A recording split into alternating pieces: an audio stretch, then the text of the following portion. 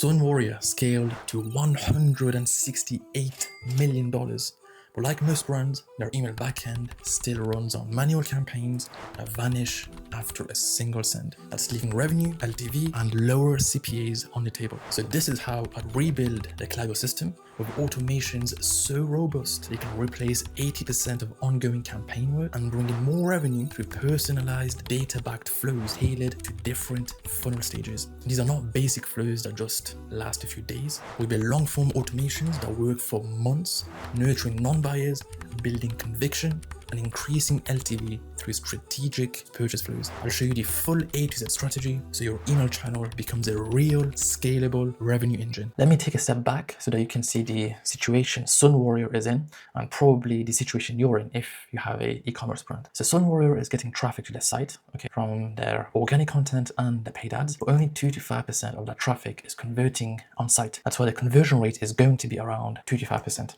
right? The other 95, 97, 98% of traffic just doesn't have the conviction needed to buy. They are not ready to buy. They are in one of these awareness stages, because they just don't have the conviction needed to buy this product. They don't have enough trust in the brand or enough desire for the product. So what we are going to do using the email channel, what Sunwarrior has tried to do using their email channel, is they're trying to capture emails and retarget and retain, like every brand thinks they are doing. But let me show you how it's actually done. So what we are going to do is capture 15 to 20% of traffic and convert them to email subscribers. Keep in mind, this is the highest intent traffic after the people who have already bought. So step number one is email capture. The way we are able to capture up to 10 times more visits than the average Shopify store is by using this strategy, where we have to look at this report called Sessions by Landing Page inside of Shopify. Have a look at all of the significant landing pages that are getting the most traffic. Some of them will be content pages like blog pages. Some of them will be product pages, collection pages, the home page. You want to have different pop-ups on these different pages because the awareness level of that traffic is different. On blog pages, people are there to learn about something. So if you have an incentive where it's a pop-up with an incentive that requires them to buy something, for example, a 15% off or a discount, it's not going to work as well as a freebie that is actually valuable to them. So on these content pages, you want to have a freebie or a free guide or any resource that is valuable to them without them having to make a purchase. On collection pages, product pages, and other pages, you want to have a pop-up that's offering an incentive for the purchase. So a discount, free shipping, etc. Any discount you're able to offer, list all of your offers and test them one by one. And once we have these in place, we can test every variable one by one and just do A/B tests to test different variables. So with close icon and without close icon, see the difference. Test the speed timing of the pop-up, test the size of the pop-up, test the trigger timing of the pop-up. There is a video on the YouTube where I show you how to set up the A/B tests. Just go ahead and watch that video and just set up the A/B tests. Next, before we jump onto the flows, we want to make sure that we use flows to speak differently to different people if you have a broad audience. In Sunwarrior's case, yes, they have a broad audience, where people have different goals, different age brackets, etc. So you want to ask a question that will let you personalize the flows experience.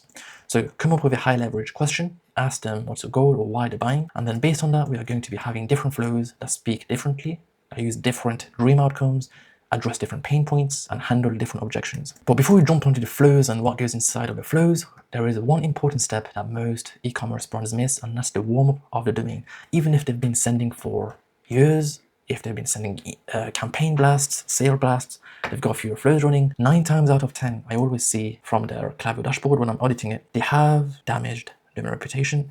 And the way you fix that is by sending warm-up emails, but most people don't know how to send warm-up emails properly and when to send them. So we've automated this using our infrastructure. Just build it, or we can clone it over to your account. You just have to turn this on. It's going to automatically segment your email list and strategically send warm-up emails and engagement-based emails that will get engagement, that's specifically written and designed to get engagement, and that's going to warm up the domain on autopilot. And you can see some of the results over here: 200% increase in open rate before and after, 80% increase in open rates, 100% decrease in bounce rates, etc. Once we do that, we just have to set this up once, and it's going to keep running. The domain will be warmed up. Now we can have confidence that our emails will be seen and they are not going to be going to the spam folder and going to waste. First of all, the welcome flow. You've heard this everywhere.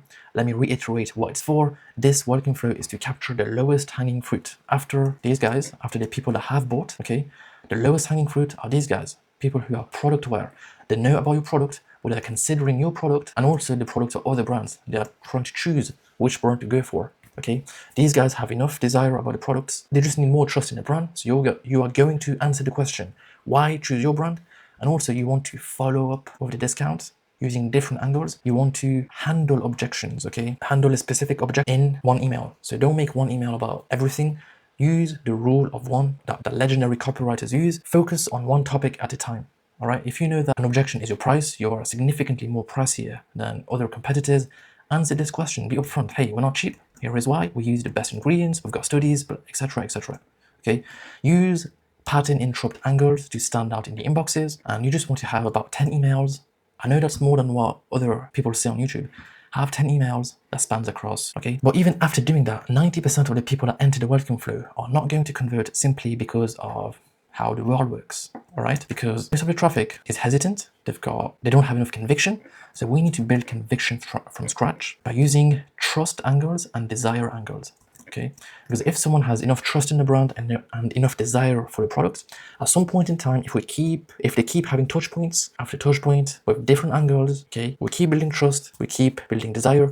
At some point in time, they are going to reach a conviction threshold, after which they are going to buy. And the way we do this is by using different angles that actually work and that are proven to work. Okay, don't just send those generic campaigns or generic emails that just look good or sound good, but don't actually do anything. They don't have any goal. They just send it for the sake of engagement or activity. What we want is build trust using different angles, okay, or build desire. So different ways to do this. We've got over 30 angles. I'm going to show you a few using studies and statistics to engage that logical side of the brain. For this, you can use AI agents to sift through all of the studies that have been done publicly and find a study or statistic that is relevant to your brand, to market your product. Use trust by association. Find popular names that have used a similar product mechanism, even if it's not your product, even if it's not exactly the same product, as long as it's the same mechanism, that's enough. Just mention the name, say what they said, and for some reason it builds trust and it gets conversions. Admitting shortcomings, if you're expensive, okay, admit it upfront. Or if you have another shortcoming, maybe it's your lead time, maybe it's customization or whatever, turn the shortcoming into a positive. It's going to make you look more honest and it gets conversions. Tell emotional stories, engage with them, be a human, don't sound corporate, okay? Be a human. You're not $1 billion brand. Be human. People want to buy from humans, okay? So open up, humanize the brand. Then building desire. You want to build desire. Here are some angles. Do have a spotlight, product or an ingredient. Use these types of visuals to compare with other brands. Magnify the problem. Really zoom in onto the problem you are fixing or the problem they have. Facilitate decision making if you have products are similar. Just by comparing the products, it creates desire because it facilitates decision making. Okay, and the reason we have all of these angles stacked up inside of one flow that will trigger, first of all, specifically on non-buyers, is because 70% of your email list consists of non-buyers. They've signed up, they've gone through the welcome flow, now they are just sitting in your email list receiving generic campaign blasts. You don't want that to happen. You want to have a long flow that would span across 4 months, that has a lot of touch points, ready to convert even the most skeptical of buyers. Alongside the endless nurture flow, because this flow is evergreen content that can run all year round, that's one of the reasons why it's separate to the welcome flow, and we don't just add the emails at the end of the welcome flow. It's because when the brand has a sale, when Sunwarrior has a sale, they want to be able to turn off the welcome flow because it's following up about a discount, but they want to be able to keep the evergreen content to nurture new subscribers, and that's the reason why we have a separate flow called the downsell flow, which triggers at the same time of the endless nurture flow. And it's a sequence of 3 offers. Each offer has an announcement email, a launch email, a follow-up email, and each offer is sent after 3 weeks. So it's an automated sequence of offers ready to convert these non-buyers, okay, because the endless nurture flow builds conviction, but we still need that little push to push them over the edge. And then we have abandonment flows, okay, because if someone clicks on the email or goes to your site, all right, and they take an action, we want a more personalized experience for them, all right? And in these flows, please do not just say, hey, come back. That's stupid. Don't say, hey, you left your cart. Hey, did you forget your cart? Come back.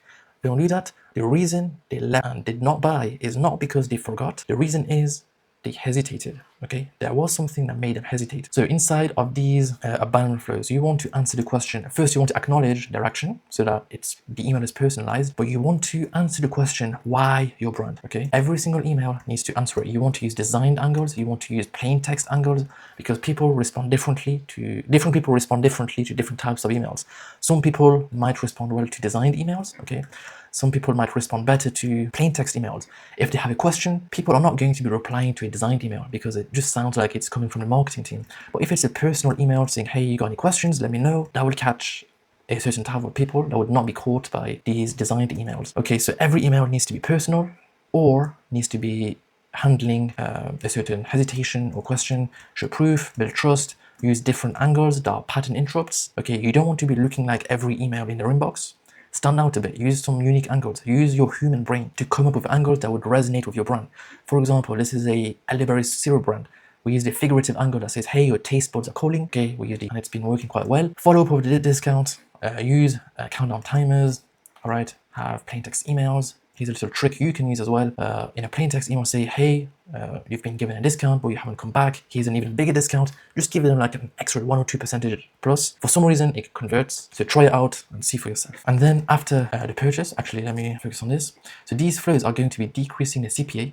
They're going to be getting you more conversions without any more ad spend. So that's going to be decreasing your CPA. Now, post-purchase, we want to increase the LTV. We want to retain the people that bought. Okay, the way we are going to do that, first of all, how to increase the LTV, have an immediate upsell flow that will trigger when people are excited. They've just bought, have an email go out after 5 minutes, letting them know there's space in their order, in their shipment for another product, and they can get a discount for it if they buy in the next 30 minutes. You just have to use an app so that the product gets added inside of the same order ID, the same shipment, so that they don't have to pay for shipping twice. And you also want to have a look at this data inside of your Shopify backend and see what items are bought together. And based on that, have different emails depending on what item was bought to upsell them, to give them a personalized recommendation for upselling. Next, you want to lay ground for loyalty. Have a thank you flow, an actual heartfelt thank you from one person, not some corporate jargon, okay? You want to have a review request flow that genuinely follow-ups, like you need to sound genuine. How's it going? Ask them about their experience. And here we can strategically direct good reviews to your external review platforms like Google Reviews, Trust, and neutral and negative feedback can be caught internally so that you can improve your processes, your customer service, your product. And this is going to build up your social proof publicly. So when there's someone new that comes across your ad, they Google your name and they see a bunch of 5-star reviews.